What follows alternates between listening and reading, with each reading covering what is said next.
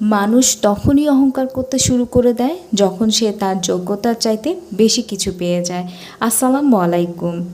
আমরা সবাই এই ক্ষণস্থায়ী জীবনের কথা চিন্তা করি না যে এই জীবনের সময়কালটা অনেক কম।